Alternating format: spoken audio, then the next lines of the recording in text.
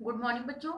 बच्चों, पिछली कक्षा में हम लोग त्रयोदश पाठ की हिंदी अनुवाद को पढ़ रहे थे और हम लोगों ने पहला और दूसरा हिंदी अनुवाद पहले और दूसरे पैरे का पूरा कर लिया था। और उसके साथ ही मैंने ये भी कहा था कि आप इस पाठ के शब्दार्थ को याद करिएगा, जैसे कि अगली क्लास में जब मैं नेक्स्ट पैरा पढ़ाऊँ तो आपको और आसानी से समझ में आए, क्योंकि ये पाठ अनुवाद की दृष्टि से इम्पॉर्टेंट है। तो आप इसे बहुत ध्यान से पढ़ें, जैसे कि आपको बाद में इस पाठ पे ज़्यादा मेहनत न करनी पड़े, आप आसानी से कोई भी पंक्ति एग्जाम में आए तो उसका हिंदी अनुवाद आप लिख सकें। तो बच्चों, आज की क्लास में हम लोग इसी पाठ का तीसरा थर्ड पैरा पढ़ने जा रहे हैं। तो आप अपने साथ अपनी पुस्तक में पेज नंबर 62 यानी पृष्ठ संख्या 62 पर देखिए। तो देखते हैं बच्चों, हमारा जो है ये हिंदी अनुवाद जो है तीसरा पैरा क्या कह रहा है। तथानुत्तिष्ठे ते तय मार्गे अष्ट्याम अटयाम कनिचित अस्थीनि अपृश्चन। देखिए, तथानुतिष्ठे मतलब वैसे ही किए जाने पर, तय मार्गे अटम्ब्या कनिचित अस्थीनि अपृश्चन, उन्हें रास्ते में हड्डियां दिखाई पड़ी। वैसे ही किए जाने पर उन्हें रास्ते में, अस्थीनि का मतलब होता है हड्डियां, अपृश्चन मतलब दिखाई पड़ी। तत् एकेन उक्तम अहो अद वयम विद्याया प्रयोगम कुर्मः। ततः मतलब तब, एकेन मतलब एक ने, उक्तम मतलब कहा, तब एक ने कहा, क्या कहा? अहो अद वयम विद्याया प्रयोगा कुर्मः। अरे, अध मतलब आज, वयम मतलब हम लोग, विद्याया मतलब विद्या का, प्रयोगम मतलब प्रयोग, कुर्मा मतलब करते हैं। अरे, आज हम लोग विद्या का प्रयोग करते हैं। किंचित एतत् सत्वम मृत तिष्ठति। किंचित मतलब यह, कोई, एतत् मतलब कोई, सत्वम मृत तिष्ठति यह कोई प्राणी मरा हुआ है। मृत का मतलब मरा, तिष्ठति मतलब है। यहाँ पे, यहाँ कोई प्राणी मरा हुआ है। तद विद्या प्रभावेण जीवितम कुर्म। तद मतलब उसे, विद्या के प्रभाव से, विद्या प्रभावेण मतलब विद्या के प्रभाव से, जीवितम मतलब जीवित, कुर्म मतलब करते हैं, उसे विद्या के प्रभाव से जीवित करते हैं।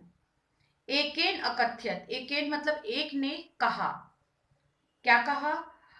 अहम अहम अस्थि संचय करोमि। अहम मतलब मैं हड्डियों को एकत्रित करता हूँ। उसमें से एक ने कहा, जो ये चारों मित्र थे उसमें से एक ने कहा कि मैं हड्डियों को एकत्रित करता हूँ।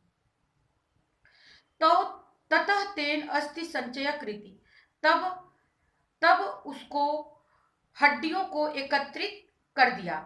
तब उसने तब उसने हड्डियों को, अस्थि संचय मतलब हड्डियों को इकट्ठा करना, हड्डियों को एकत्रित कर दिया।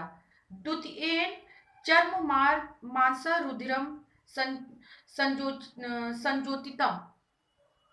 द्वितीय मतलब दूसरे ने, चर्म मांस रुधिरम मतलब चमड़े मांस और रक्त को, संयोजितम मतलब जोड़ दिया। दूसरे ने क्या किया? चमड़े मांस और रक्त को जोड़ दिया। तृतीयोपि याव जीवनम संचार्यति। तृतीयोपि मतलब तीसरा भी, जैसे ही जीवन का संचार किया। तीन जो मित्र थे उसमें जो तीसरा था, जैसे उसने जीवन का संचार किया, ताव ताव सुबुद्धिना निशीदि भोत तिष्ठतु भवान। तीसरे ने जैसे ही जीवन का संचार किया, तब तक सुबुद्धि ने, निषिद्ध मतलब मना किया, तब तक सुबुद्धि ने मना किया। क्या मना किया? भो तिष्ठतु भवान, अरे आप रुको। ऐसा सिंहो प्रतीयते, ऐसा मतलब यह, सिंहो मतलब शेर, प्रतीयते मतलब प्रतीत हो रहा है।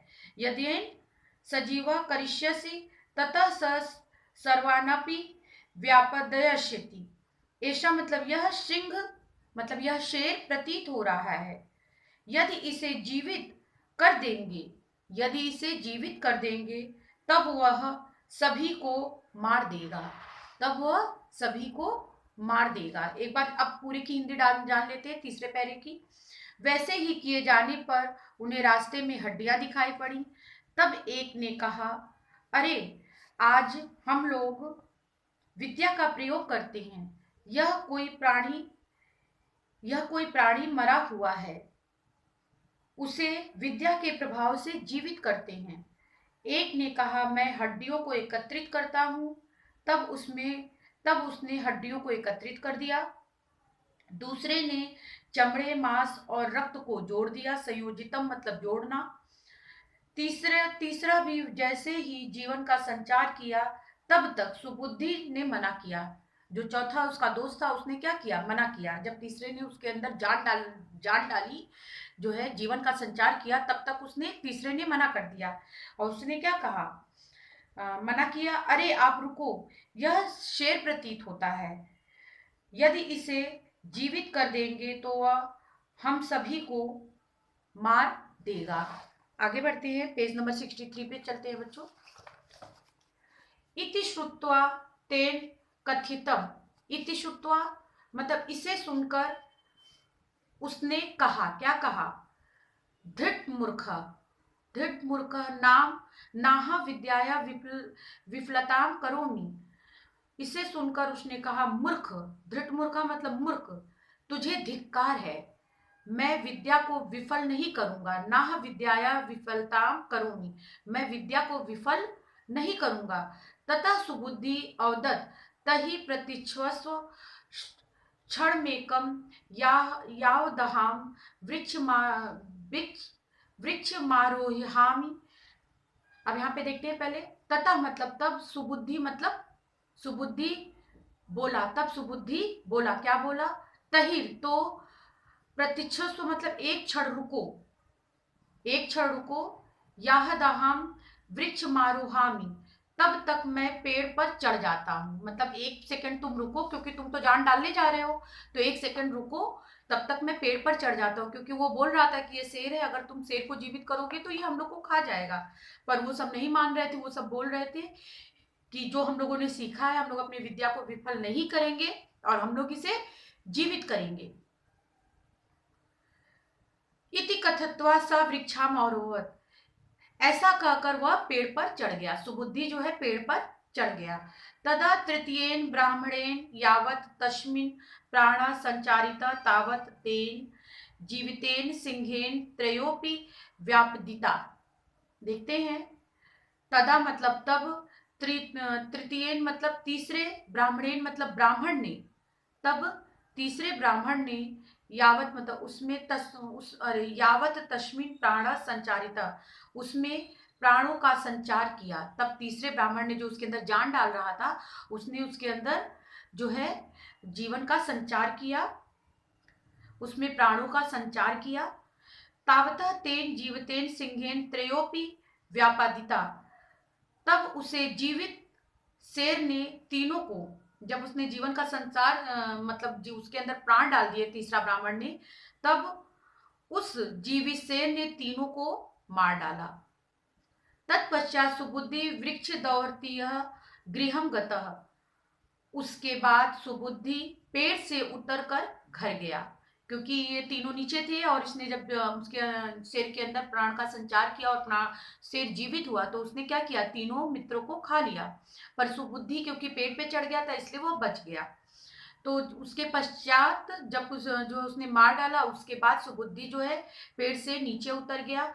अतः सत्यमेव कथयत, अतः मतलब अतः सत्य ही कहा गया है। क्या कहा गया है? वरम बुद्धिर्ना सा विद्या, विद्याया बुद्धिरुत्तमा, बुद्धिहीना विनश्यन्ति तथा ते सिंह कारकः। वरम बुद्धिर्ना सा विद्या, बुद्धि श्रेष्ठ है, बुद्धि श्रेष्ठ है। विद्याया बुद्धिरुत्तमता, न कि वह विद्या, बुद्धि श्रेष्ठ है, न कि वह विद्या, विद्या से बुद्धि उत्तम है। विद्या से बुद्धि रुत्तमा का मतलब है उत्तम, बुद्धि उत्तम, बुद्धि श्रेष्ठ है, न कि वह विद्या, मतलब बुद्धि श्रेष्ठ है, हमारा मस्तिष्क जो है श्रेष्ठ है, न कि वह विद्या। विद्या से बुद्धि उत्तम है। बुद्धिहीना विनश्यन्ति तथा ते सिंह कारकः, बुद्धि से रहित व्यक्ति, बुद्धि से रहित व्यक्ति विनष्ट हो जाते हैं, मतलब जिनके पास दिमाग नहीं होता वो खत्म हो जाते, विनष्ट हो जाते। जैसे कि वो तीनों जो उसके मित्र थे, कि एक ने जो है उसके अंदर जो है चमड़ा मांस जोड़कर उसके अंदर रक्त का संचार किया, दूसरे ने उसमें प्राण फूके। तो ये उनके जो है बुद्धि की कहीं ना कहीं वो थी कि उसको ये जानते थे कि ये शेर है और हम इसे जीवित करेंगे तो कहीं ये मुझे खा न ले, फिर भी उसने अपनी बुद्धि का प्रयोग न करते हुए उस तीनों दोस्तों ने उसके अंदर जान डाली। तो यहाँ पे यही लाइन कही गई है, बुद्धिहीना विनिश्चयन्ति यथा ते सिंह कारका। बुद्धि से रहित व्यक्ति विनष्ट हो जाते हैं जैसे कि सिंह को बनाने वाला।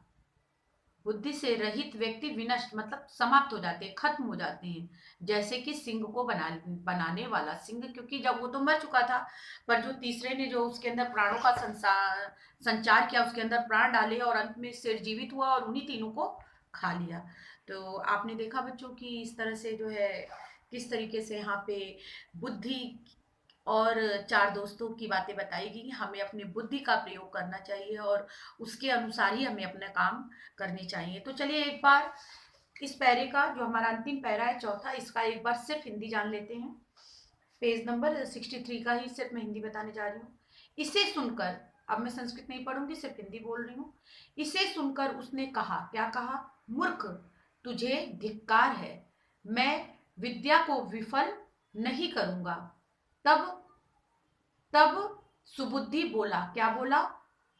तो एक क्षण रुको, तब तक मैं पेड़ पर चढ़ जाता हूँ। क्योंकि उसने बोला कि वो जो है जो उसने सीखा है विद्या को वो बेकार नहीं जाने देगा। तो सुबुद्धि को लगता है कि ये मानेगा नहीं, ये तो जीवित करेगा, इसलिए रुको थोड़ी देर, मैं पेड़ पर चढ़ जाता हूँ। ऐसा कहकर वह पेड़ पर चढ़ गया। तब तीसरे ब्राह्मण ने उसमें प्राणों का संचार किया। तावत तब तब उसे जीवित तब उस जीवित शेर ने तीनों को ही मार डाला। उसके बाद सुबुद्धि पेड़ से उतरकर घर गया। अतः सच ही कहा गया है, क्या कहा गया है? बुद्धि श्रेष्ठ है न कि विद्या। बुद्धि श्रेष्ठ है न कि विद्या। विद्या से बुद्धि उत्तम है। विद्या से बुद्धि उत्तम है। बुद्धि से रहित व्यक्ति विनष्ट हो जाते हैं, मतलब जिनके पास दिमाग नहीं है वो व्यक्ति विनष्ट हो जाते हैं, नष्ट हो जाते हैं, जैसे कि सिंह को बनाने वाला। आखिर उसने, सिंह मर गया था, उसने उसके अंदर जो है जान डाली और अंत में शेर ने क्या किया, जब उसके अंदर जान आ गई तो उसी को खा लिया जिसने उसे जीवित किया। तो वही यहाँ पे वही लाइन कहेगी कि बुद्धि से रहित व्यक्ति विनष्ट हो जाते हैं जैसे कि सिंह को बनाने वाला। तो बच्चों ये पूरा पार्ट आपका हिंदी अनुवाद का यहाँ समाप्त होता है। इस पूरे पाठ का मैं इस वीडियो के साथ आपको हिंदी अनुवाद का पीडीएफ दूंगी, जिसे देखकर आप अपनी क्लास वर्क कॉपी में सुंदर राइटिंग में इस पाठ के हिंदी अनुवाद को लिखेंगे। इस पाठ को स्वयं भी पढ़ेंगे, इस पाठ के शब्दार्थ को याद करेंगे, जैसा कि मैं पहले भी बोल चुकी हूँ शब्दार्थ याद करने के लिए। तो ये पूरा पाठ अच्छे से तैयार करिए। अनुवाद की दृष्टि से ये पाठ बहुत इंपॉर्टेंट है। ये और एक श्लोक वाला दोनों पार्ट इंपॉर्टेंट है, तो आप इसे लिखिए अपनी कॉपी में। अगली कक्षा में हम लोग फिर मिलेंगे इसी पाठ के साथ और इस पाठ के अभ्यास प्रश्नों को करेंगे। तब तक आप इस पाठ के हिंदी अनुवाद को अपनी क्लास और कॉपी में लिखिए। थैंक यू बच्चों।